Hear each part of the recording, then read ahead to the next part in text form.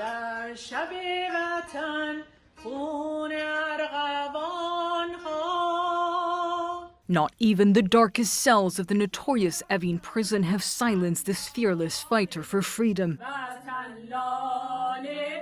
Narges Mohammadi, a name that's become synonymous with the battle for human rights in Iran. Her life has been a cycle of arrest and re-arrest, now serving a 10-year prison term and sentenced to 154 lashes. Not only has the regime taken away her freedom, the last time she held her twins Ali and Kiana was 8 years ago. They were only 8. A sacrifice so painful, but life without liberty and equality, she says, is not worth living. For her activism, Mohammadi has been accused of actions against national security and propaganda against the state. And she's now facing more charges as she continues to defiantly speak out from behind bars. In an exclusive recording from inside Evin, Mohammadi reads excerpts of a letter she sent CNN.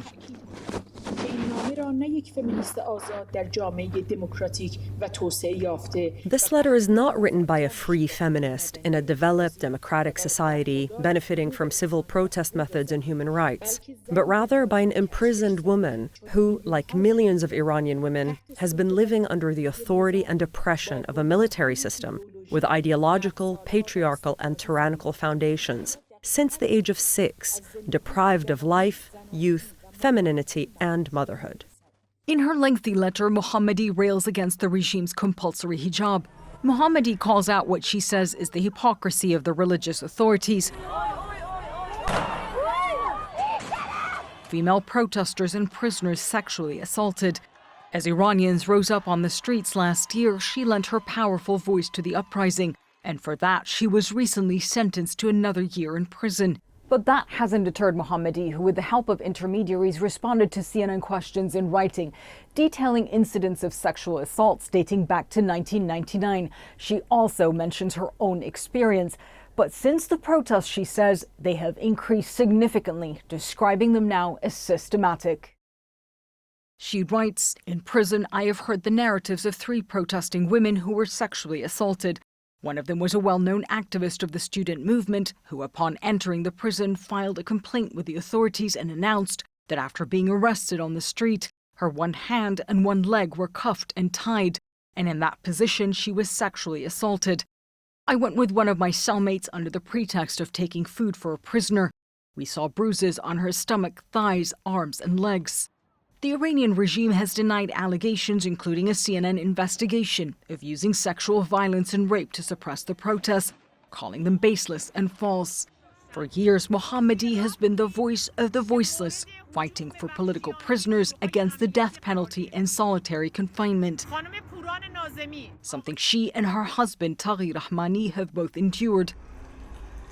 Rahmani, a former political prisoner who was jailed for 14 years, now lives in exile with the children in Paris. He's had to be both father and mother to Kiana and Ali. Kiana used to always say, when mom is here, daddy isn't, and when daddy is here, mom isn't. It's not good, but when someone chooses a path, they must endure all the hardships. The last time they were allowed to call her was 18 months ago. Ali still vividly remembers the day his mother was taken away from them. It was around 6 or 7 a.m. My mum made me eggs. She said, "Take care of yourself and study hard." We said goodbye. I got into the car and went to school. When I got back, my mum wasn't there anymore. Ali says he's proud of his mom and has accepted this life. He says it's for freedom, for Iran. Rahmani shows off all the awards his wife has won while in prison. She's an endless energy for freedom, he tells us. An unstoppable force. Her fight extending deep inside Evin, where she leads women who continue to protest. Their chants of woman life freedom captured in this recording shared with CNN. They sing the Farsi rendition of Bella Ciao, the Italian anti-fascist resistance song, now an anthem for Iran's freedom movement. Jumana Karachi, CNN.